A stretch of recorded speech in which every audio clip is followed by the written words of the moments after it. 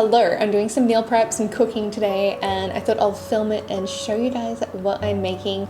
It's all gonna be super yummy, super easy, and you should be able to put them together without much fuss. I'll talk through the recipes as we make them together, but I'll also put some links in the description box if you would prefer to refer back to a written out version. Okay, let's jump straight into the first one. This peach crumble pudding is actually a little one from my new PCOS Kitchen ebook. This one is great for a grab and go breakfast, a quick snack, or an after dinner treat, and it will keep in the fridge for a few days. But if you're going to keep it in the fridge for longer than 2 days, I would recommend separating out the bran cereal.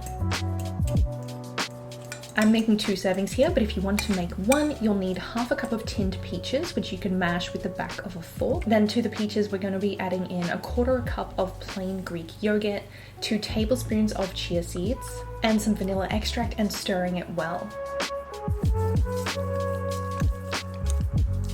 I've had this one for breakfast for the last couple of days and I've been really enjoying it, so I made a couple more. Now I'm going to pour half the mixture into the bowls, and then I'm going to top with some bran cereal. You can just use something like Kellogg's All Bran. Then I'm going to finish topping it off with the extra chia seed mixture, and I'm going to place some more peach slices and some fresh mint on top. If it's warm where you are right now, this is going to be such a good go-to breakfast as well. Easy, sweet, and refreshing.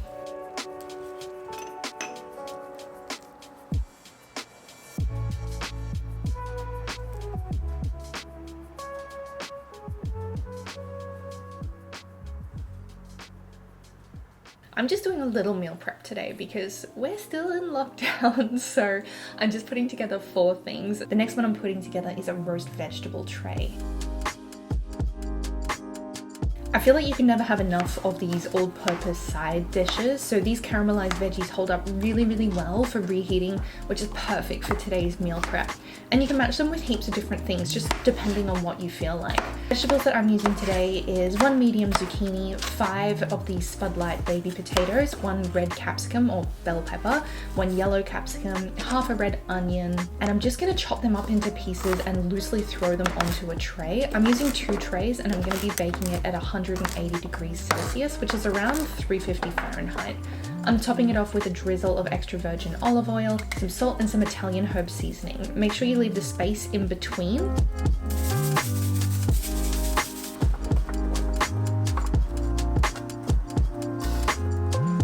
Now I've just pulled them back out after 20 minutes, and what I'm going to do is put in some cherry tomatoes. I'm using a whole punnet for both trays, and you can either use fresh garlic if you like, but I had some garlic paste left in the fridge, so I'm just going to put some garlic paste on, stir it around, and put it back in the oven for another 20 minutes at the same temperature.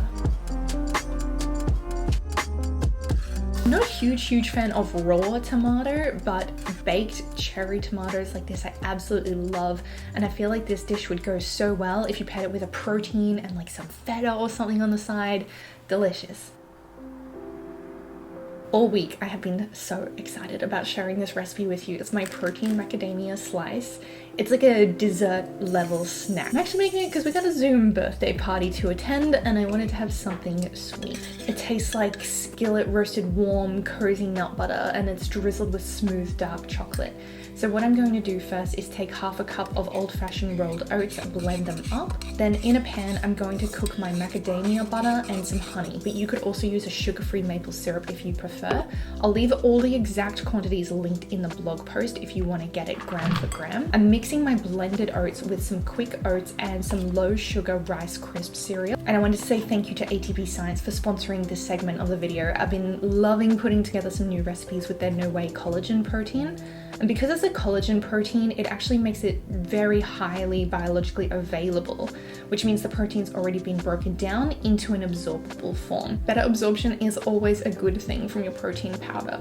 And now this is a no-bake recipe, but the best form of protein to cook with is actually collagen protein because it gels when it's mixed with a liquid.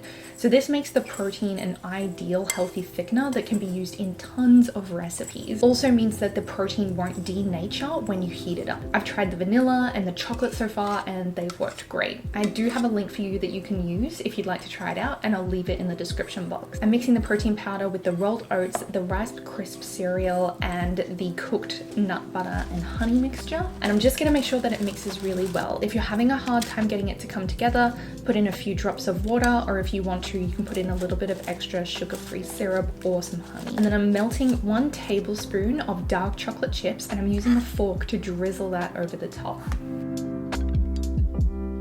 Definitely keep them in the fridge. Can't wait until I can hang out with my friends again in person and bring a big old tray of these. I know they're gonna love them.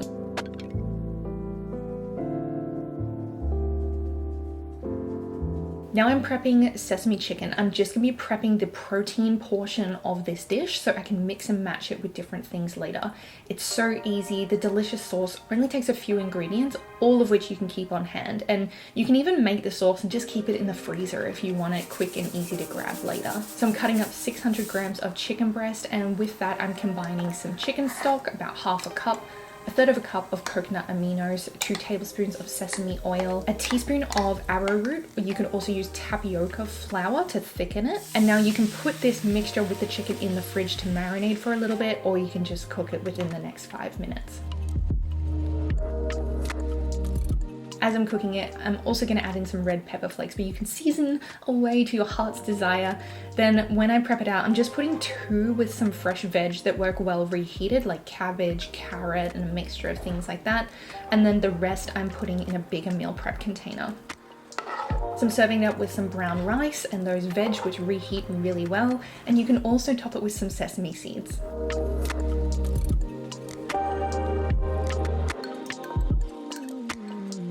Okay, everything is linked in the description box for you. I can't wait for you to try them. Let me know if there's one which you're planning on making. I'd love to hear which one you go for, because that helps me choose what kind of recipes to make more of. And I hope you're well, I hope you're looking after yourself, and I'll see you next time.